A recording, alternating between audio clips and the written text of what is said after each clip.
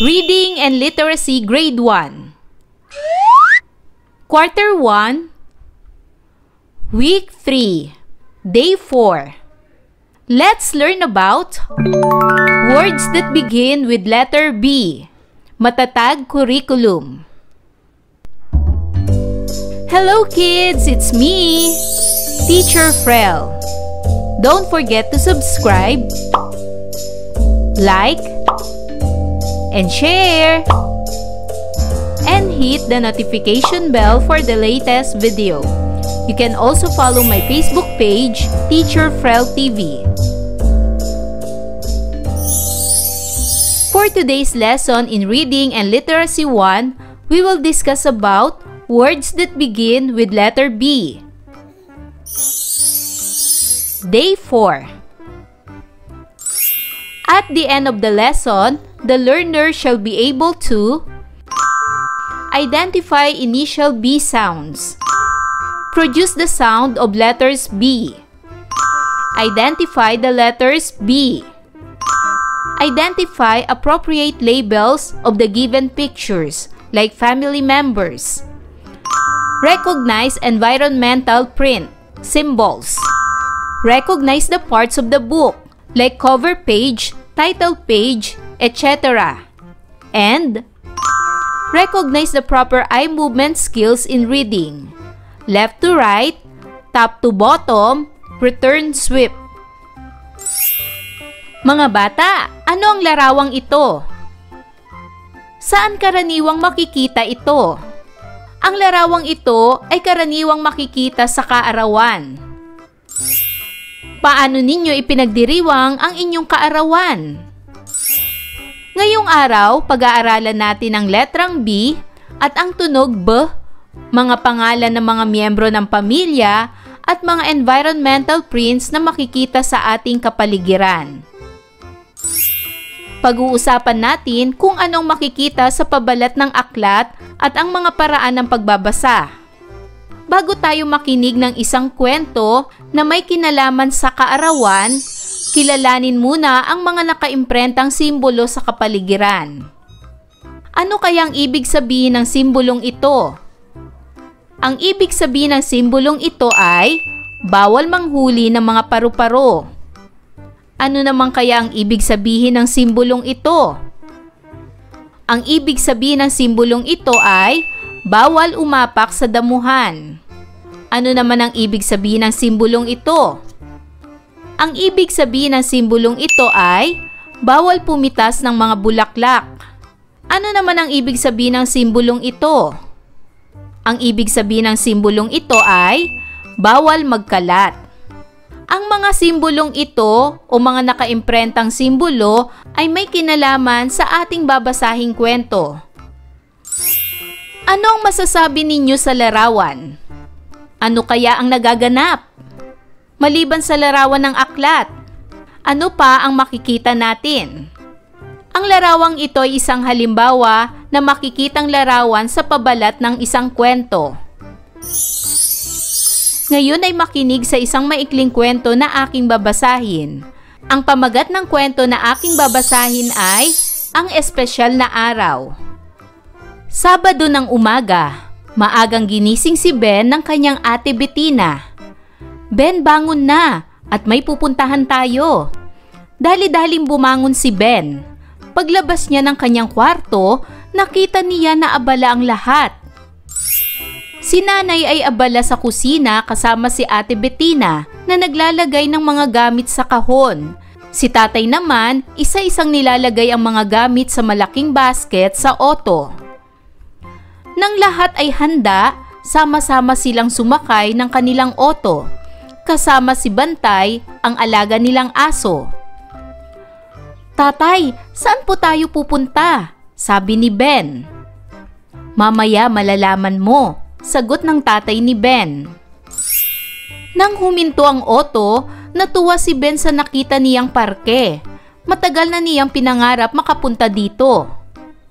Habang nag-aayos ng pagkain sina tatay at nanay, namasyal si Ben kasama si ate Bettina at si Bantay. Marami silang nakitang magagandang tanawin May maliit na lawa na puno ng mga isda, mga malalaking puno at maraming magagandang bulaklak. Pipitasan na si Ben ng bulaklak nang pinigilan siya ng kanyang ate Bettina, sabay turo sa karatula. "Anong ibig sabihin niyan, ate?" tanong ni Ben. "Bawal pumitas ng mga bulaklak," sagot ng kanyang ate. Sa di kalayuan, may iba pa silang nakitang mga karatula. Anong ibig sabihin nito? Ang ibig sabihin niyan ay bawal manghuli ng mga paru-paro. Ayun ate, ano pong ibig sabihin niyon? Ang ibig sabihin niyon ay bawal umapak sa damuhan, kaya hindi tayo pwedeng pumunta doon. "Bettina, Ben, kain na tayo," tawag ng kanilang nanay. Pagbalik, may nakita ulit si Ben ng karatula. "Ate, alam ko na po ang ibig sabihin nito. Bawal ang magkalat," sabay turo sa karatula. "Tama ka, Ben." Paglapit sa kanilang magulang, inilabas ni nanay ang isang cake at sabay-sabay silang umawit ng "Maligayang bati!" "Maligayang bati, Ben. Sorpresa ito para sa iyong kaarawan," sabi ng kanyang nanay. Inabot ni tatay ang regalo, isang bola ng basketball. "Salamat tatay at nanay," sabi ni Ben. "Tara, kumain na tayo," sabi ng ate niya. Sabay-sabay silang kumain ng inihandang pagkain ni nanay. "Ito ang pinakamasayang kaarawan ko," sabi ni Ben sa kanyang sarili. Balikan natin muli ang nakaimprentang simbolo sa kapaligiran. Ang mga ito ay nabanggit sa kwentong ating binasa. Ito ay bawal manghuli ng mga paru-paro. Ito naman ay bawal umapak sa damuhan. Ito naman ay bawal pumitas ng mga bulaklak. At ito ay bawal magkalat. May mga alam pa ba kayong nakaimprentang simbolo na makikita sa kapaligiran? Ngayon ay sagutin ang mga tanong. Para sa unang tanong, sino-sino ang mga tauhan sa kwento? Tama! Ang mga tauhan sa kwento ay si Nanay, Tatay, Bettina, Ben at Bantay. Pangalawang tanong, saan sila pupunta? Tama! Sila ay pupunta sa isang parke. Pangatlong tanong, ano-ano ang nakita ni Ben sa parke? Tama! Marami silang nakitang magagandang tanawin, may maliit na lawa na puno ng mga isda, mga malalaking puno at maraming magagandang bulaklak. Pang-apat, bakit espesyal ang araw na yon kay Ben? Tama! Dahil iyon ang araw ng kaarawan ni Ben. Panglima, paano natin binasa ang mga salita sa kwento? Saan tayo nagsimula? Binasa natin ang mga salita sa kwento sa pamamagitan ng pagbasa simula sa kaliwa patungong kanan. Pagbasa, umpisa sa itaas patungo sa ibaba. At paglipat ng mata mula sa dulo ng linya, pabalik sa simula ng susunod na linya. Kung natapos natin basahin ang unang pangungusap hanggang dulo, ano ang susunod nating babasahin? Ang susunod nating babasahin ay ang susunod na pangungusap. Basahin mula kaliwa hanggang kanan, mula taas hanggang pababa, at paulit-ulit lamang ng paraan ng pagbasa. Pangpito, sa kwentong napakinggan, sino-sino ang bumubuo sa pamilya ni Ben? Tama! Ang bumubuo sa pamilya ni Ben ay sina tatay, nanay, at ang kanyang kapatid na si Bettina. Isama na rin natin si Bantay. Pangwalo, kayo, sino-sino ang bumubuo sa inyong pamilya? Kilalanin ang mga larawan. Ngayon naman ay basahin ang mga salita.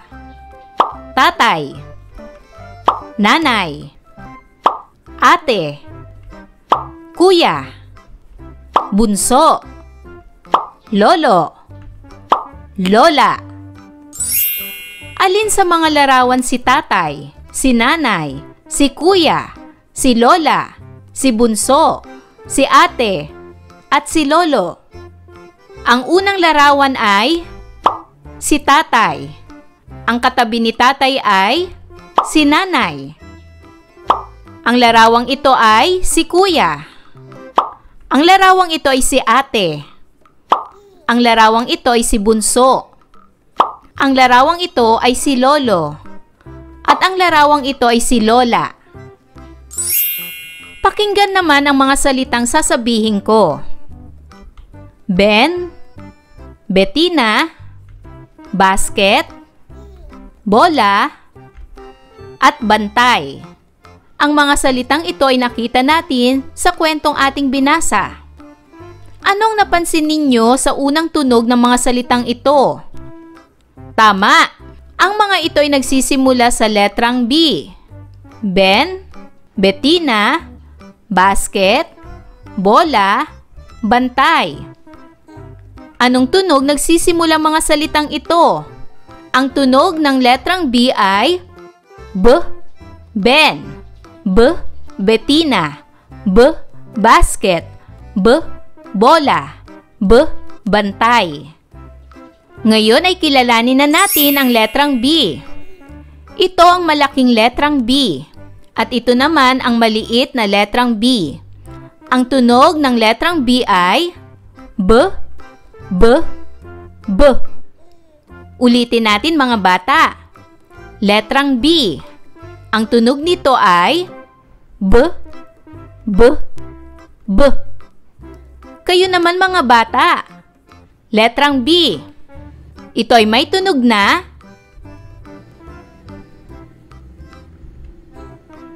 magaling. Ngayon ay tukuyin ang larawan. Sabihin ang unang tunog ng pangalan nito. Ano ang pangalan ng larawang ito? Tama, ito ay baka. Ang salitang baka ay nagsisimula sa letrang B.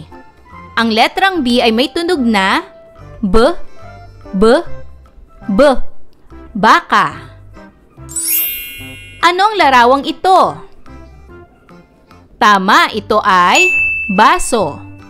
Ang salitang baso ay nagsisimula sa letrang B. Ang letrang B ay may tunog na B, B, B. Baso. Ano naman ang larawang ito? Tama, ito ay bola. Ang salitang bola ay nagsisimula sa letrang B. Ang letrang B ay may tunog na B, B, B. Bola. Ano naman ang larawang ito? Tama, ito ay basket. Ang salitang basket ay nagsisimula sa letrang B. Ang letrang B ay may tunog na B, B, B. Basket. Ano naman ang larawang ito? Tama, ito ay buko. Ang salitang buko ay nagsisimula sa letrang B. Ito ay may tunog na B, B, B. Buko. Ano naman ang larawang ito? Tama, ito ay bubuyog. Ang salitang bubuyog ay nagsisimula sa letrang B. Ito ay may tunog na B, B, B. Bubuyog. Ano naman ang larawang ito? Tama, ito ay bumbero. Ang salitang bumbero ay nagsisimula sa letrang B. Ang letrang B ay may tunog na B, B, B. Bumbero. Ano naman ang larawang ito? Tama, ito ay bintana. Ang salitang bintana ay nagsisimula sa letrang B. Ito ay may tunog na B, B, B. Bintana. Ngayon ay dumako na tayo sa pagsasanay bilang isa. Pagtambalin ang environmental print sa tamang kahulugan nito. Isulat ang tamang letra sa patlang. Para sa unang bilang, ano ang ibig sabihin ng simbolong ito? Tama! Ang sagot ay letter E. Bawal manghuli ng paru-paro. Pangalawang larawan. Ano ang ibig sabihin ng simbolong ito? Magaling! Ang sagot ay letter B. Bawal tumapak sa damuhan. Ano naman ang ibig sabihin ng simbolong ito? Tama! Ang sagot ay letter A. Bawal pumitas ng bulaklak. Pang-apat, ano ang ibig sabihin ng simbolong ito? Tama! Ang sagot ay letter C. Bawal mag-ingay. At pang-lima, ano ang ibig sabihin ng simbolong ito? Tama! Ang sagot ay letter D. Bawal magtapon ng basura. Para naman sa pagsasanay bilang dalawa, kilalanin ang bawat miyembro ng pamilya. Piliin ang letra ng tamang sagot. Sinong miyembro ng pamilya ito? A. Lolo. B. Ate. C. Bunso. Magaling! Ito ay letter A. Si Lolo. Sinong miyembro ng pamilya ito? A. Nanay. B. Ate. C. Lola. Tama! Ito ay letter C. Lola. Sinong miyembro ng pamilya ito? A. Kuya. B. Tatay. C. Bunso. Magaling! Ang tamang sagot ay letter B. Tatay. Sinong miyembro ng pamilya ito? A. Nanay. B. Bunso. C. Lola. Magaling! Ang tamang sagot ay letter B. Bunso. Sinong miyembro ng pamilya ito? A. Kuya. B. Tatay. C. Lolo. Magaling! Ang tamang sagot ay letter A. Kuya. Sinong miyembro ng pamilya ito? A. Ate. B. Nanay. C. Lola. Magaling! Ang tamang sagot ay letter B. Nanay. Sinong miyembro ng pamilya ito? A. Nanay. B. Lola. C. Ate. Magaling! Ang tamang sagot ay letter C. Ate.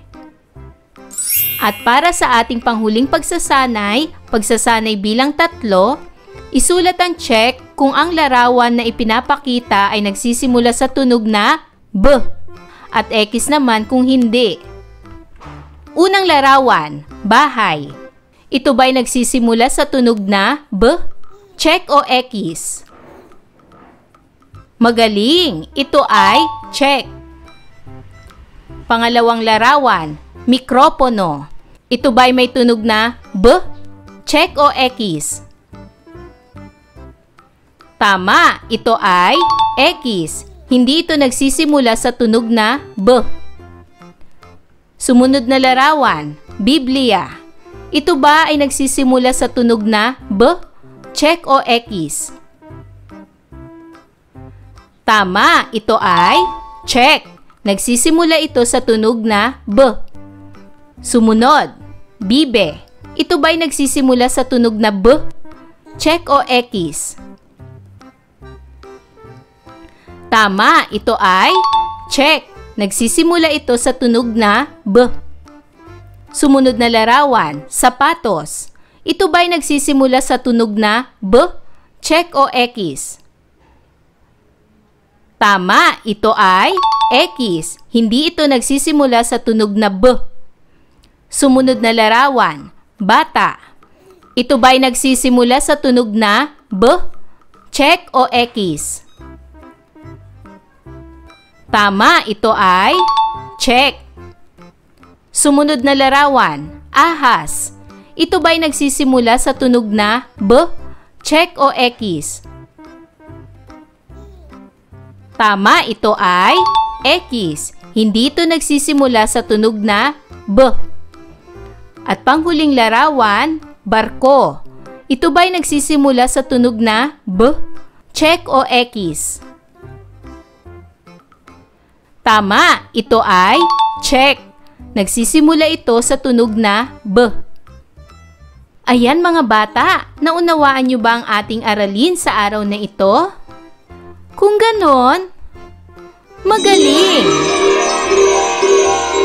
Mga bata, sana'y marami kayong natutunan sa ating aralin. Hanggang sa susunod na video lesson, paalam! Thanks for watching!